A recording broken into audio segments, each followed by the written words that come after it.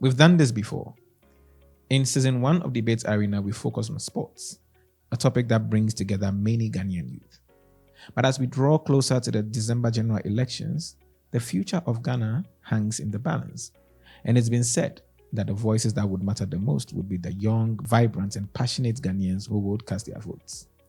So this season of Debates Arena, we are bringing together courageous and informed youth to debate the critical issues that will define Ghana's next chapter. Now, our debaters aren't just arguing for points. They are fighting for their affiliated parties, and they will try to tell you why you should vote for those respective parties. This season, it's more than just a debate. It's a call to action. It's a reminder that you have the power to determine Ghana's next leader and shape its destiny. Join the conversation, engage with the issues, and make your voice heard on social with the hashtag DebateArenaPE.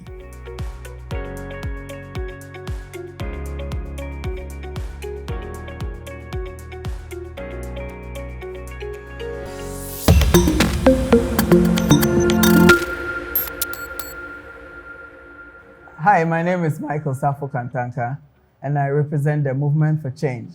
We want to make Alan president of Ghana, to restructure our economy, to change everything that is not going well in our statecraft, and then, to be able to move Ghana beyond whatever mess we find ourselves now. Hopefully, Ghana will rise again. Thank you. All right, I am Ameble Kwame Jr., the president of Rotational Nurses and Midwives Association, and I am a public health nurse. Actually, I'm unemployed public health nurse. Oh, wow. Yeah. Alan will employ you. All right, let's hope to see if that works. Yeah. Successive governments have failed to adequately address Ghana's rural healthcare infrastructure, leaving it severely underdeveloped. Do you agree or disagree? It is a great privilege to speak on a topic that affects numerous Ghanaians at the rural areas.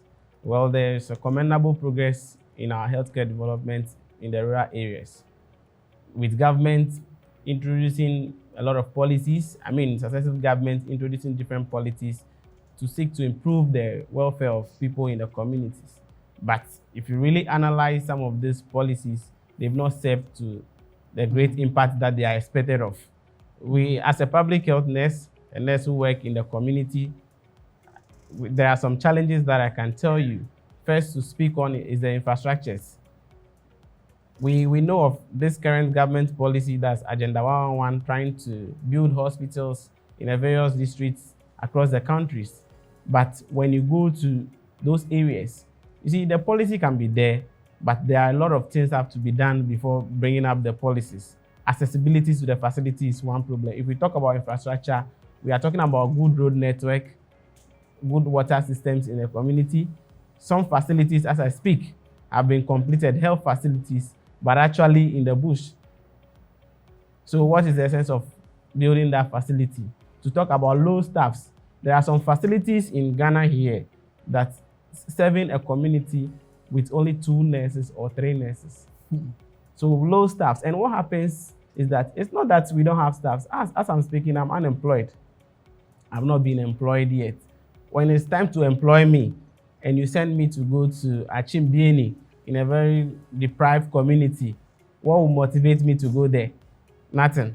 Because where I'm going, there is no network there, there is no good water, and that facility where I'm going, the moment I enter there, I don't have any chance of living again. So low staff morale. Nurses at the deprived communities are not getting any incentives. These are some of the things we should be looking at.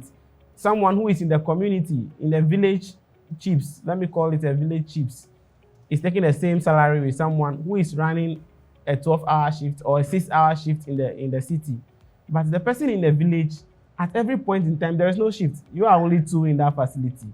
But when you are there, even at night, someone can knock on the door and say, I'm not well, you have to treat that person. You get me right?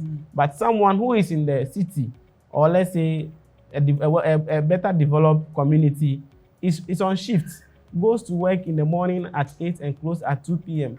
So if you are posting a nurse to such deprived area, the nurse wouldn't like to go, because if the person assesses the situation in which he's going to live there, bad roads, poor water system, water supply is very poor, The network is not good in those communities. So those are some of the things we should also be focusing on, not just building the facilities, but what should we put in place? In the recent years, government has introduced some policies that when you are in the deprived areas, you gain promotion after some years you've worked, but people are still not taking it. Why? You are promoting me, let's say I am a community health nurse. After 2 years of working, you said you are promoting me to a senior community health nurse, which has maybe a salary difference of 100 cedis or 200 cedis. Why should I go and stay in the community and work for 2 years to have an increment of 200? I mean, something very little, where I can be in the city and gain access to other avenues. I can do business. I can do other things in the this and that. I will gain more income and have close access to my family and my friends. So when we look at the challenges, like I said, infrastructure is a problem. Two, the staffing. There are low staffs in the rural areas. And to talk about the low supply of medical commodities. If you go to some villages, they don't get the medicines or the drugs to serve to the people. The nurses request, the health workers request, but it doesn't come. So some of them, I've worked in some CHIPS compounds that the nurses have to take their own monies to go and buy drug to make sure it's available. Because if they come to the clinic or the health center and you tell them, oh, you do the malaria test, you've seen that it's malaria, and you tell them that there is no medicine, so let me write the prescription for you, go to the next town and go and buy it. When the person leaves the hospital, the person will not go. Considering the distance to the nearest health center, I mean, if you are referring, the person will now resort to what? A traditional medicine, which is not improving the health system. So some people have to, develop strategies to use their own monies to buy commodities, to be selling to health workers, which in a way is not good. Governments have to ensure that there is equity, especially in the distribution of staffs and medical commodities to nurses in the rural areas. Well, thank you. So we keep saying that a healthy nation is a wealthy nation. But let me put things in a certain perspective. Ghana's healthcare delivery, healthcare system, a very complex one. And the complexity is seen in, how the interplays work between the different stakeholders in the healthcare delivery, and then even the very people the health workers are supposed to be serving. So you see there's a whole world of, complexity there that I'll try and go in. But I want to make the point that if the country is suffering from an economic mismanagement, if the economy of the country, the macroeconomic indicators are not pointing in the right direction, definitely you're going to have the correspondent effect on healthcare delivery and the healthcare system.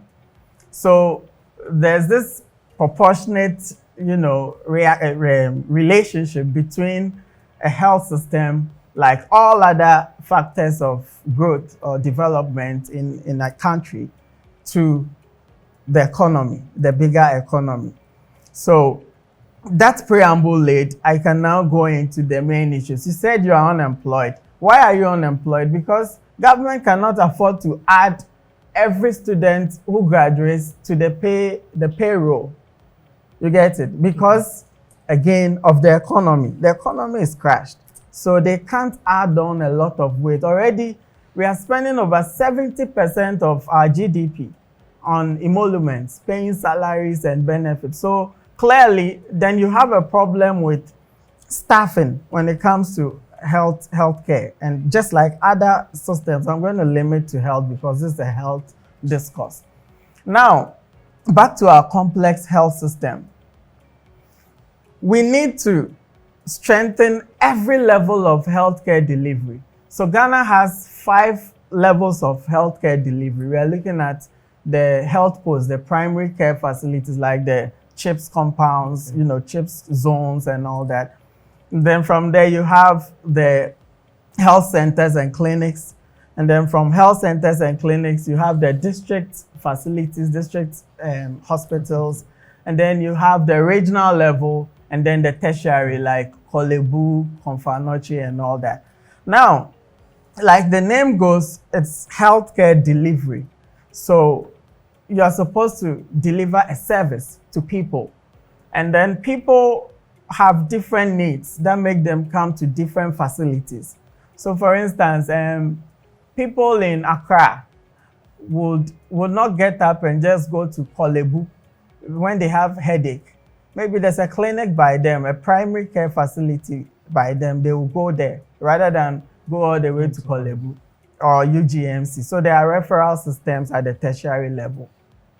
The challenge, as I've seen so far, is that, like I stated, the economic management has not been that effective enough to deliver the level of reliefs we need in our health system. So health insurance has been a very good addition to our contribution to health system financing. Unfortunately, it's struggling from the same economic challenges. Everything comes back to the economy that has been mismanaged. Now, we are supposed to send supplies to medical equipment and all that. They are not coming. They are not forthcoming. Like you mentioned, you go to the primary care units like CHIPS. Sometimes you see the deplorable state of the facility our nurses, community health nurses reside in. And I was glad you said this, you've worked in the CHIPS, so then you know there's no off time. You are working 24/7. Once the community realizes our nurse lives here, every issue, somebody, snake bite, malaria, headache, everything, they'll come to the nurse. Sure.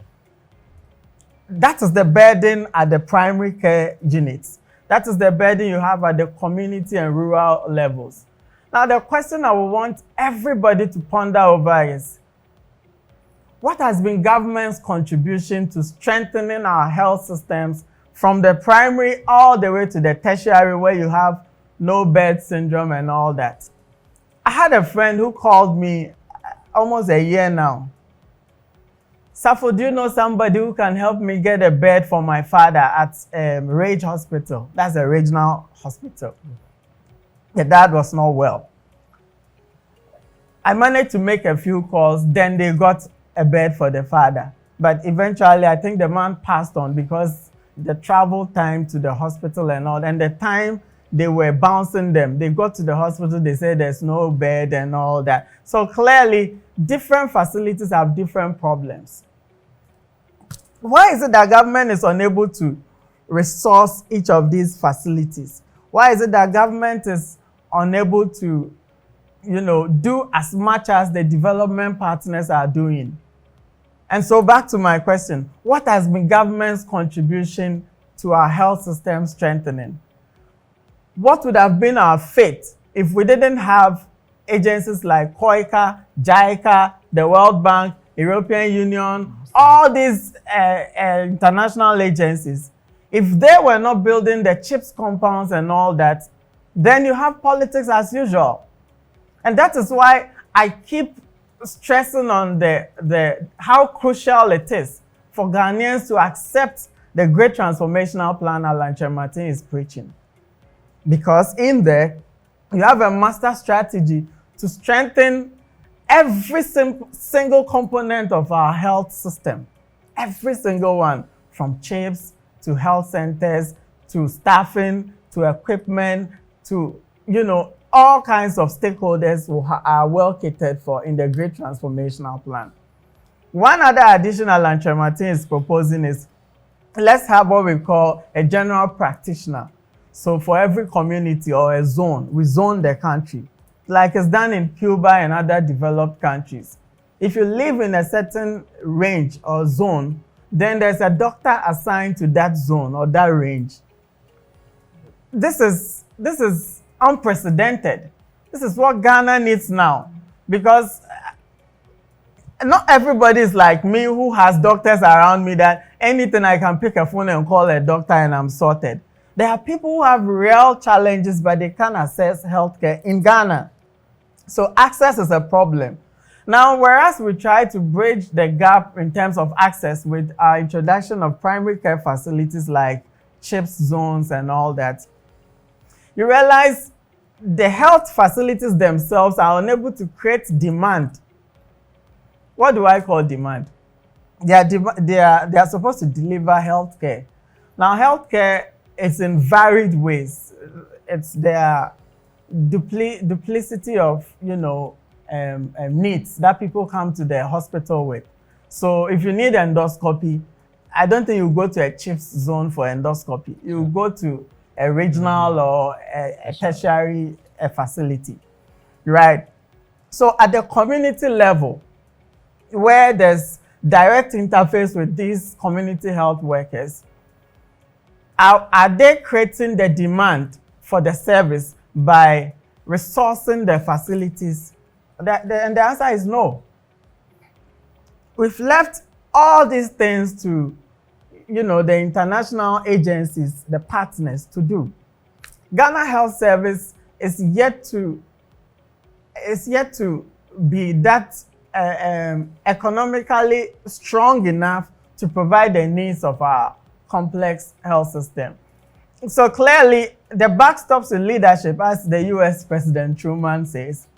And I think it is very important we bring Alan Kyeremati and the movement for change to bring the necessary reforms in our economy. The macro economy must be fixed so that we don't. Can you believe that for a country with a GDP around 76 billion, we are spending just 6% on health infrastructure? That's where we are. So we are not spending enough on health. Meanwhile, we say a healthy nation is a wealthy nation, but we are not spending our resources at the most important sectors. And that's a problem. I believe it's about time we all began to make these issues matter to us. It should be our heartbeat, that we can't continue with the usual politics where the duopoly, they pay lip service to our dire needs, but we must begin to vet their proposals. So you go about building Agenda 111 hospitals. These are not primary care facilities. The poor people will still struggle to access your Agenda 111 facilities because they are in the villages, the remote areas. Transport to even go to. Why did John Kuma die? Because they couldn't rush him to the hospital in time. I mean, around the time the complications came, they were not looking for the safest place, So how come from Ejiso all the way to Suhum, they didn't find any hospital in between? Because the hospitals, the facilities in between do not provide the services he needed. You understand? So it's very important we resource every single facility in the complex health system to be able to deliver the service our people need. And on that, look, I'll vote for Alan Kyeremati any day because he has the most practical proposals to turn the fortunes of this country. Thank you. So when you were speaking, I took notice of some few things. In the health system, in the levels, we have the primary, secondary, and the tertiary. What the primary objectives are cannot be the same as the secondary and then the tertiary. And yes, you stated that in your policy, the movement for change is to equip all those levels with the needed resources. Do I get you right? Is that what you mean? Yeah. Yes. Okay. So what I want to understand is that this is a policy from a political leader. And this is what we've been seeing over the years. There have not been any political leader that hasn't promised enough of this. And personally, I think the challenge we are having as a country is that we are taking a lot into politics.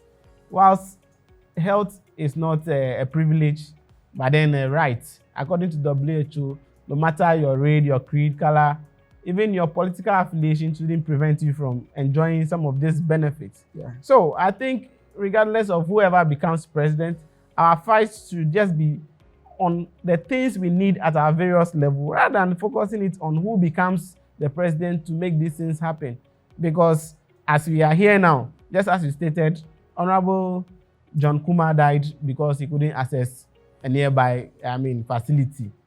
Who knows, before that time, it could be me or you advocating for this change. So these things should be policies that should be laid down, and there should be agencies that make sure, there are agencies. The Ministry of Health is responsible, Ghana Health Service is also responsible. We should rather be on those people to make the right things. You said that the economy is not good, everything lies on the economy, but at the latter end, you made something which says that, you said that this one is only 6% of our GDP that has been focused on health, which means there's not much priority given, which means there's not much priority given to the health system. So this should be things we should be demanding as Ghanaians, but not seeking to get resolved from political parties. This is what I have for you. Why don't we fight for these things now? Since the vulnerable people in the villages who cannot afford, who have bad road networks, it's not only about supplying to them, but giving them good roads, good water, the staffs, employing the staffs. Ghana is capable of employing staffs. Me, personally, I see that our unemployment is not because the country cannot provide. It's because the right policies have not been in place. Why do I say this? As we speak, thousands, 10,000s of recruitment into the various nursing schools have been done, same as the medical school, the laboratory technician, all aspects of health field. Yes, because we need those staffs. But what happened? Policies have not been put in place. And this is what we should be fighting for, not who should come and do it as ordinary Ghanaians. What do you have to say about that? Of course, I have a lot to say about that. I disagree with you that you want to blame policies, but not the people who execute policies. Policies do not by themselves translate into results. You need actors, human beings, politicians, presidents, who appoint the head of Ghana Health Service, who appoints the Minister for Health, who appoints,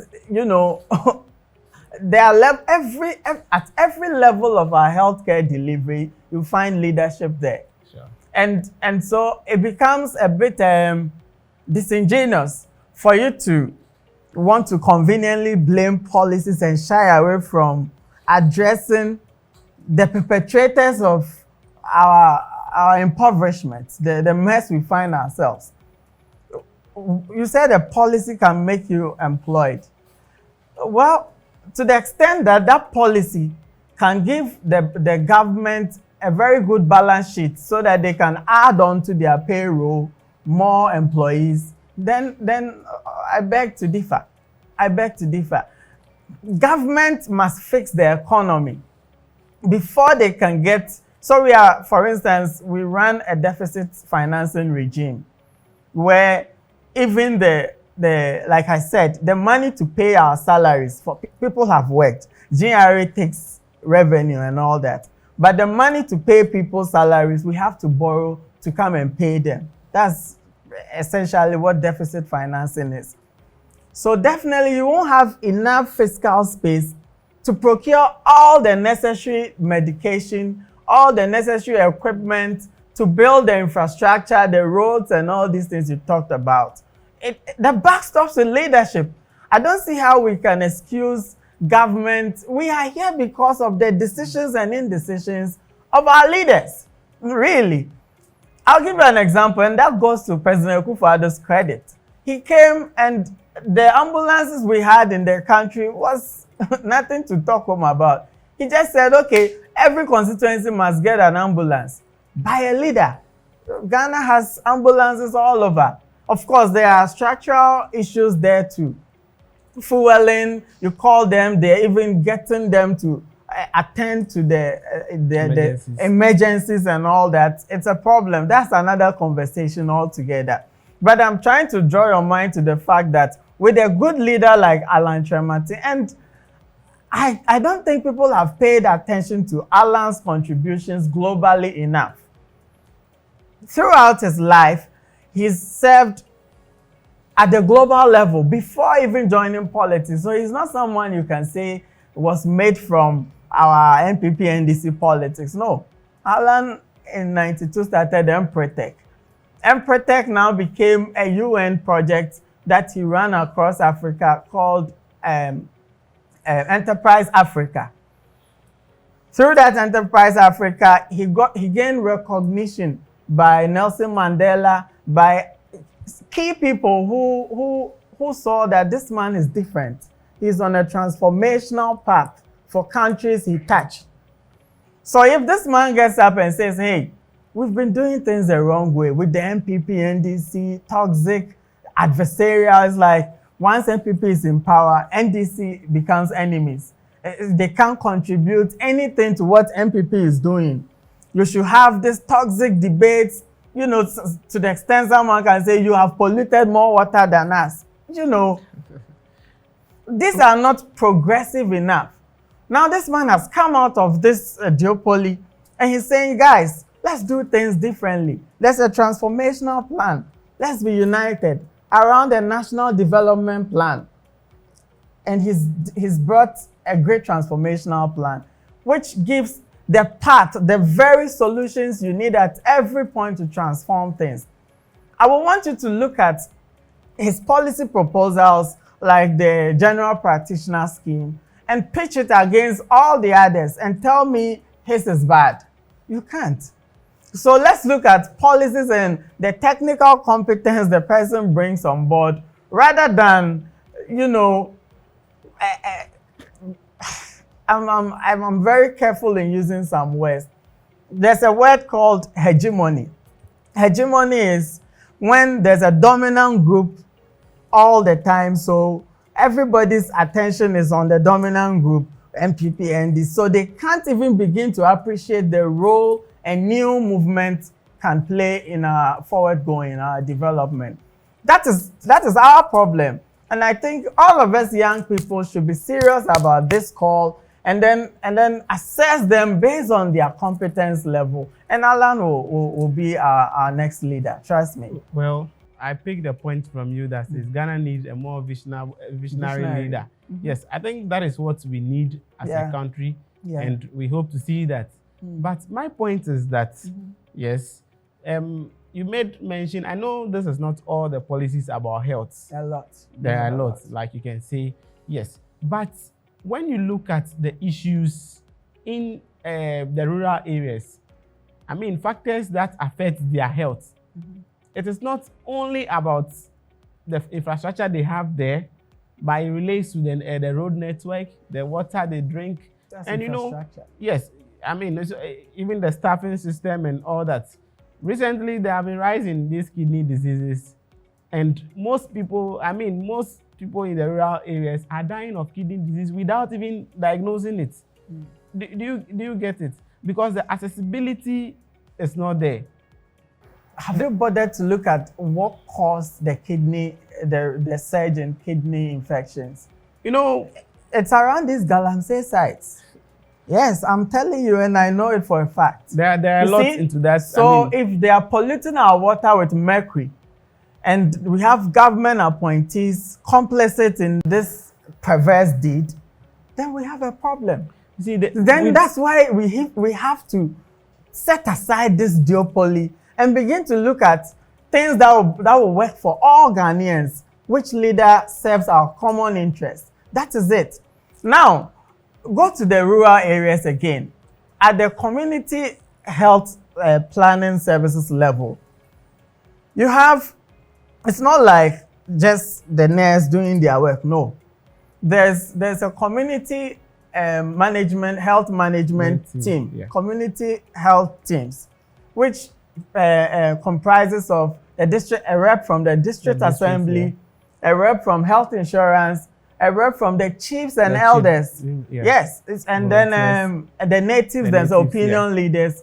So you see, if the DC sits on that board or the committee, if their district common fund is not coming, how are they supposed to pay for some of the expenses around health delivery in the community?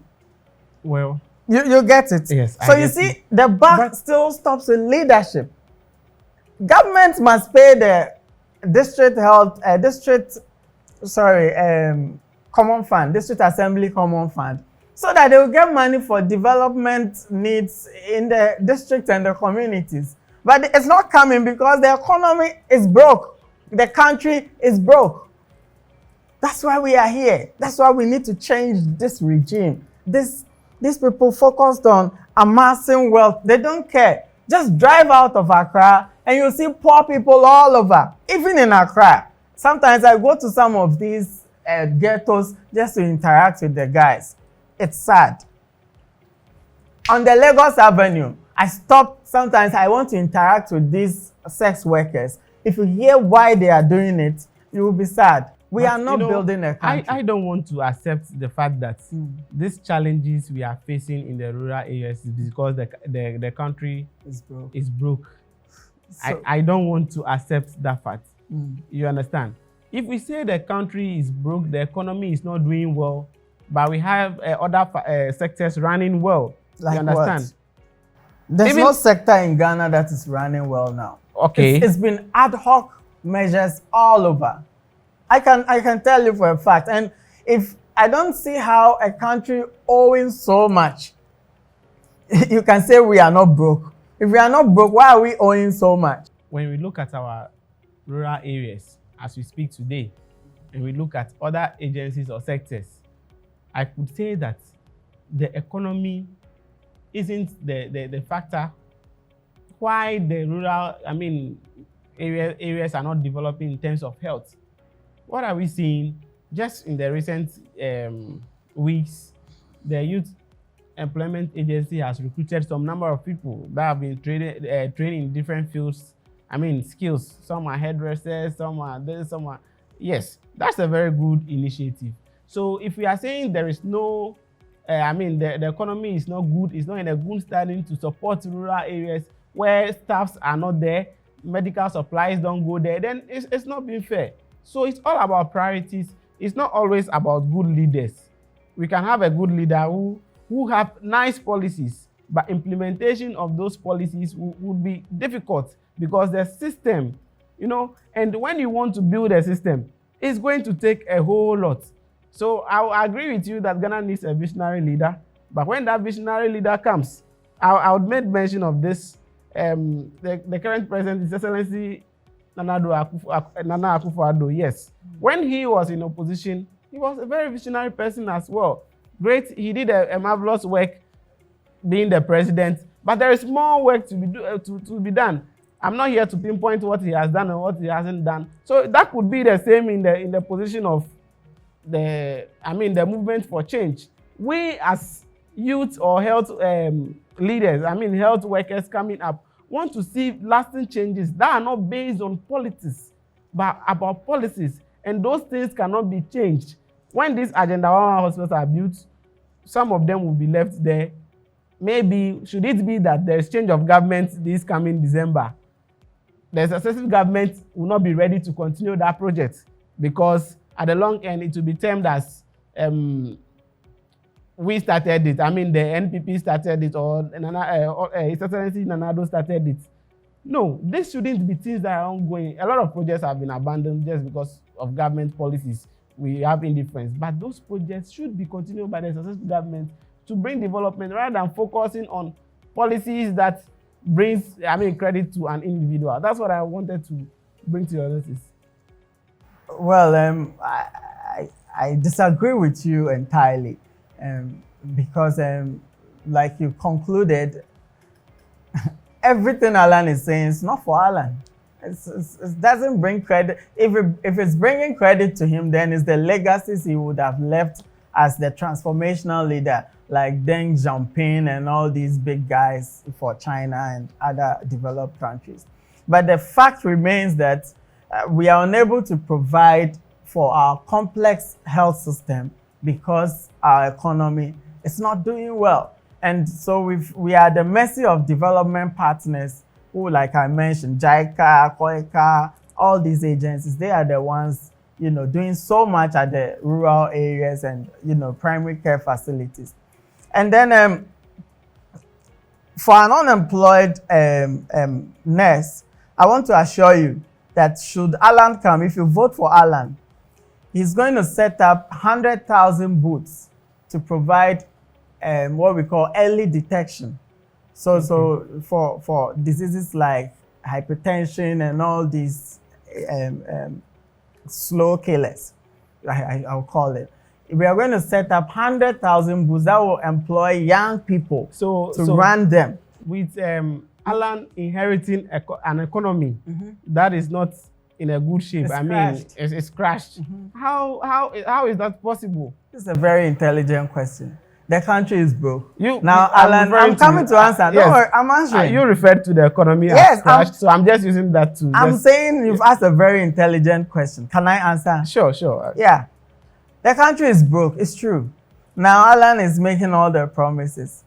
Now, I'll give you an example of something Alan did without one cedi from the broke government. Now, we have 6 giant automobile industry players, companies, assembling vehicles in Ghana. He did that with the power of policy. Okay. Just by a simple policy, he drafts a policy that Ghana is going to do this, that.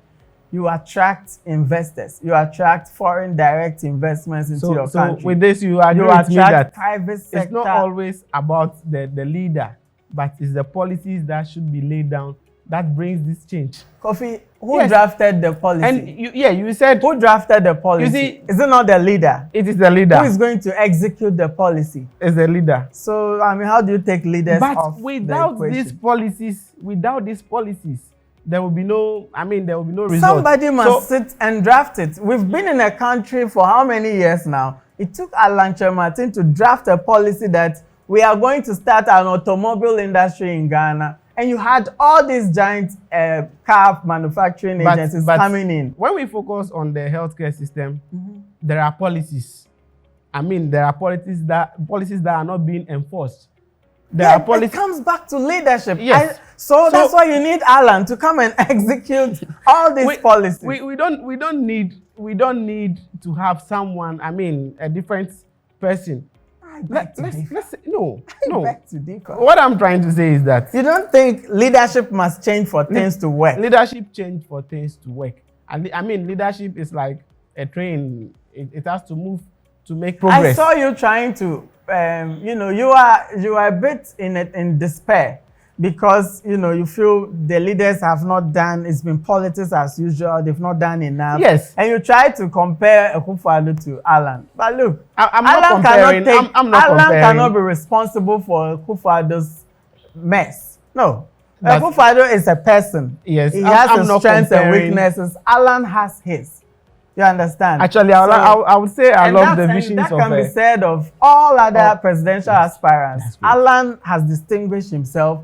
I pray we judge him, we assess him based on his own merits and what he's done, rather than, comparing him to people who have not really done what he has done What before. I want to say is that we should look at the policies these individuals are bringing.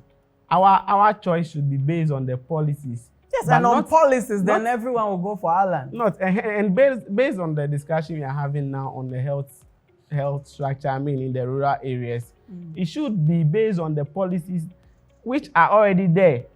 There is nothing new to do. I'm not sure if these various political leaders, when they come, they are going to break down everything and start new. But they are going to build on... Let me tell you something new. My project at the World Bank contributed to our healthcare.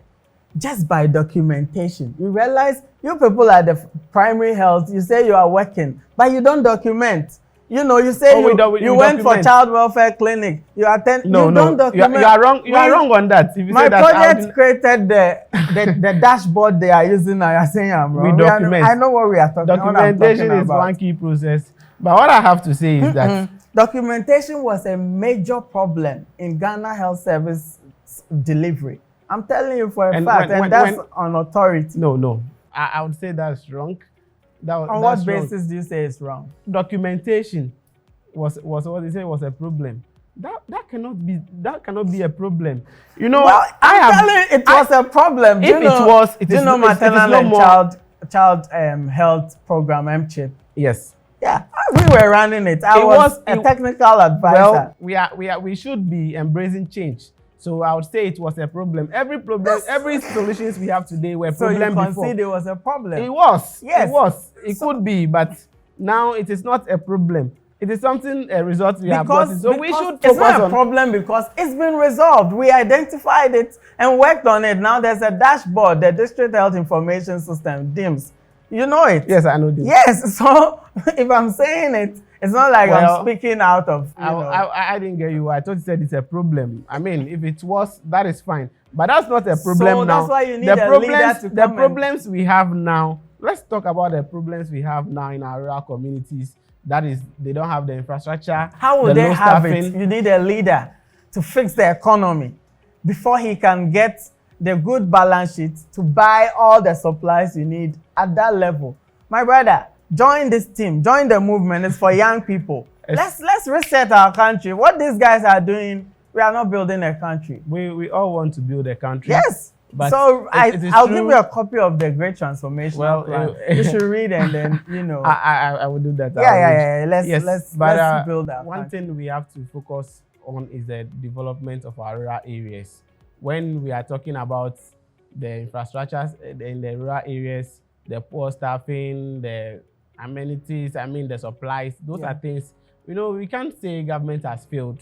There have been some commendable, efforts by government over the years. Both the NDC and the NPP have been doing so well in terms of health, but there are some bridges that they have to, close. There are some little challenges, like I said, nurses or even, health workers, being the PAs, the midwives, refuse posting to those areas because of the challenges they face. So these should be things that the ministry, the Ghana Health Service, and even, the government in all should focus on and bring those changes.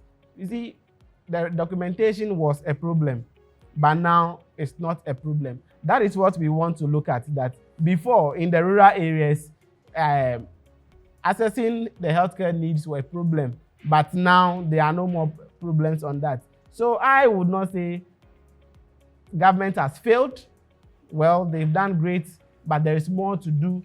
We have to actually build on the systems that are there and make sure things work in the right way. And I think as a country, we will be great on that. It's in the crack. Like you're saying government, there's nothing more to be done. I didn't say, I said, you're saying there's no reason to change government. Oh, I am not saying. Is there a reason for us to change government? Well, you use the word change. Yes. And when you are talking about change, it's for you to progress. So there's a reason. There is a reason to change government. So thank you for endorsing.